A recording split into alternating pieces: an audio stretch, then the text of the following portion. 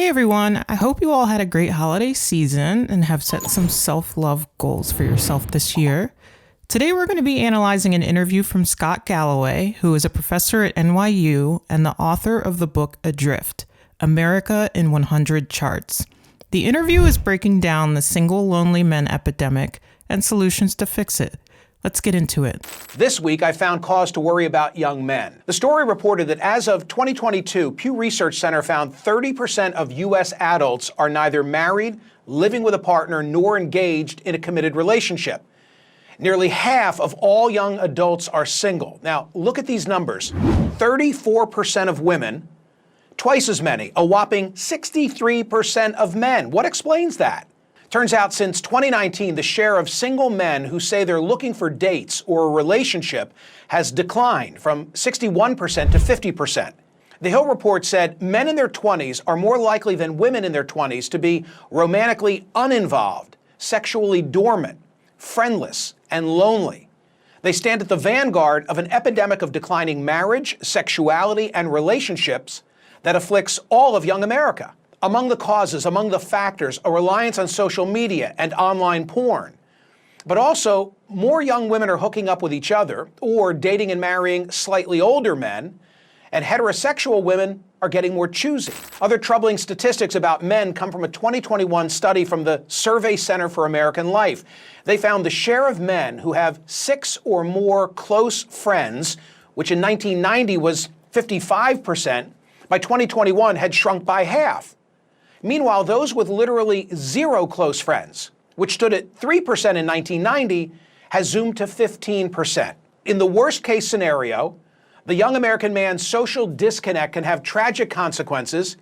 Young men commit suicide at 4 times the rate of young women. Young men are largely responsible for rising rates of mass shootings, a trend that some researchers link to their growing social isolation. Well, those words reminded me of a conversation that I had over a year ago right here on CNN with NYU Professor Scott Galloway. But the issue is, when you have a group of men, the lower half of attractiveness of men in online dating, which has doubled, now it's about half of relationships, and the top 20% of men in terms of attractiveness get about 60% of the interest, you end up with a group of men that are more prone to conspiracy theory, more prone to misogynistic content, more prone to not believe in climate change. When men don't get access to women, they're more prone to conspiracy theories, disbelief in climate change, and misogyny. So a man is more prone to misogyny if he can't find a woman who takes an interest in dating him. So if a man can't get a woman, he hates them instead. Imagine operating under the guise of loving or wanting something, in this case a woman, but since you can't get one, you turn to hating that very thing that you wanted so badly. Imagine the kind of love a person like this could give to you. Think about something you truly love. It could be a family member, your dog, your cat, a sport, a hobby, anything. Now think about that thing that you love, but you're unable to have it. Would you ever develop a hatred for it just because you couldn't have it? Now imagine a man who claims to be a good person, a nice guy, just searching for love, but he turns to hating women because he struggles to build relationships with them. I shudder to think about the type of partner that man would be if he actually did get a woman to date him. I highly doubt that men like this are actually capable of truly loving a woman to begin with. If your absence causes them to hate you, what would happen if you choose to separate from them? It seems like the kind of person that would become unstable should you choose to end the relationship. The American story, if it's written with a pen whose ink is failing young men, does not end well. This is an existential crisis, failing young men. Back with me now is Scott Galloway. He's a professor of marketing at NYU Stern School of Business. He's a serial entrepreneur. He's the host of the Professor G podcast and author of multiple best-selling books, most recently, Adrift, America in 100 Charts. Scott, thanks for returning. Hasn't the advantage always been to those with the looks and or the money? What's changed? First off, Michael, I just want to say thank you for raising this issue a year ago when a lot of media companies were afraid to talk about this for fear of it being pro-men with somehow being anti-women. Look, this is returning to the natural order of things. For the majority of history, a small percentage of men have had the majority of the mating opportunities. He just said something incredibly important. This is returning to the natural order of things. The natural order throughout history of both animals and humans is that not all males will find a mate. One of the most harmful delusions that men have is that they can grow up being able to achieve the bare minimum, and there will be a woman there ready to serve all their needs with a smile on her face. Since the beginning of time, males have had to compete with other males to get what they want. Societies built upon patriarchal beliefs are societies where dominance and control are what reaps rewards. The males who are unable to dominate other males often use women and children to assert their dominance over, so they can feel powerful in their otherwise powerless existence. Men today do not want to accept the fact that women are no longer seeing a benefit to having a man just to have one. And if there aren't enough men who are emotionally healthy and able to create a stable home environment who actually like and respect women, a lot of us would rather not allow another person's lack of integrity impede our trajectory of growth. This is returning to the natural order of things. For the majority of history, a small percentage of men have had the majority of the mating opportunities. But in America, we decided to make a huge investment in what would probably be the greatest innovation in history, and that is in the middle class. From 1945 to 1947, 7 million men returned from war, were discharged from the service, and we decided to give them the GI Bill, subsidized mortgages. We saw education rates go from 5 to 45%. They were valued, and we had such a strong manufacturing base that you had massive marriage and household formation. And some men were seen as more economically and emotionally viable. So we're talking about the 1940s. The GI Bill was enacted as a way to help the millions of men who were returning from war. According to Wikipedia, benefits included low-cost mortgages, low-interest loans to start a business or a farm, 1 year of unemployment compensation, and dedicated payments of tuition and living expenses to attend high school, college, or vocational school. These benefits were available to all veterans who had been on active duty during the war years for at least 90 days and had not been dishonorably discharged. However, the GI Bill was racially discriminatory, as it was intended to accommodate Jim Crow laws. Due to the discrimination by local and state governments, as well as by private actors in housing and education, the GI Bill failed to benefit African Americans as it did with white Americans. Columbia University historian Ira Katznelson described the GI Bill as affirmative action for whites. The GI Bill has been criticized for increasing racial wealth disparities. So when these men returned from war, specifically white men, they were given subsidized mortgages, they were able to start businesses with low interest loans, there were lots of jobs in the manufacturing and industrial industries, they went to school to get educated, and we saw marriages and family growth because of that. So of course, if I'm looking at it from a man's perspective, this all looks like a great period in history for America where we were thriving. But one of the biggest issues with men is that they fail to see anything from a woman's perspective. Usually you'll find that if men were collectively doing okay, they'll say that we were all doing okay. Now that men are not doing okay, they're saying collectively we're not doing okay. The issues of women are always buried, and the focus is always on collectively how are men doing. When the men were returning from war and the GI Bill was enacted, women couldn't even have a bank account in this time period and were purposely excluded from lots of different types of work. These perks were all given to men, and if a woman wanted to reap any of the benefits that these men received, they had to marry one. Think about how many women got married solely for survival. A lot of women felt like they didn't even have a choice whether or not they wanted to marry. The entire patriarchal system in America made it nearly impossible for the average woman to have a decent quality of life unless she attached herself to a man who was receiving all of the handouts from the government. And you've seen the reverse happen with the offshoring of much of our manufacturing base, with a society that quite frankly doesn't value young men. When we talk about problems with people of color or women, we see it as a systemic societal problem. When we see problems or the stats that you just mentioned, we see it as accountability, or that men just need to level up. Okay, and why do we see it that way? Women and people of color have systemic societal problems due to being oppressed by people in positions of power. It is not the same thing as young males feeling unimportant. Did women specifically do anything to men to put them in the position that they're in now? What system exactly is failing these men? But married households and household formation are better citizens. They vote. They save at twice the rate. They're less likely to commit crimes.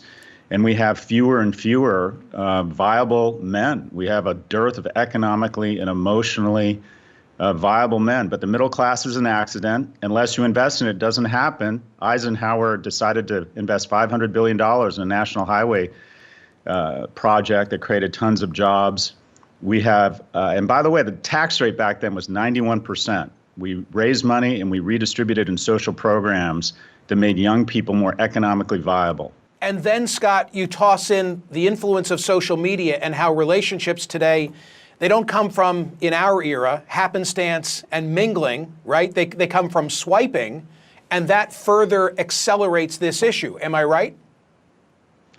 Oh, it's been the chaser to it. I mean, to have an honest conversation about this, we have to be honest, and that is that men and women have different mating criteria. One quarter of men saying economic viability is a key criteria in a mate. 3/4 of women say that is important. And when you're on a two-dimensional format, where now it's 1 and 2 relationships begin online, it used to be 1 and 4 just a few years ago, it gets distilled down to a small number of criteria. Specifically for men, it's does she look attractive? And specifically for men, is he able to signal his ability to garner resources in the future? So we discussed these stats in the video I made with Chris Williamson on dating apps. So again, the fact that none of these people ever call out the drastic levels of shallowness from men and just talk about it so nonchalantly as if it is just what it is. It gets distilled down to a small number of criteria. Specifically for men, it's does she look attractive? And specifically for men, is he able to signal his ability to garner resources in the future? He meant to say specifically for women here. He said the criteria for men is, does she look attractive? And then men have the nerve to wonder why women are becoming increasingly less impressed with them. How many of you ladies have men who constantly match with you, clearly not reading your profile and not caring about your preferences? I'm no longer on any dating app, but I previously had in my profile that I'm child-free and I do not want to date a man with children. I couldn't tell you the amount of men with kids who would contact me. It's honestly seeming like a waste of time for women to even bother. If all they are looking at is she hot and do I want to bang her or not, why even write anything at all on your profile? It's like they're just shopping for sex workers, but the women don't get paid. An average attractive male on Tinder gets swiped less than 1% of the time, and there's 3 men on Tinder for every 1 woman. So you've distilled it, you've taken out one of the key components of mating dynamics, and that is vibe, humor, body language, pheromones, the ability to be, quite frankly, a little bit persistent in the pursuit of a romantic relationship.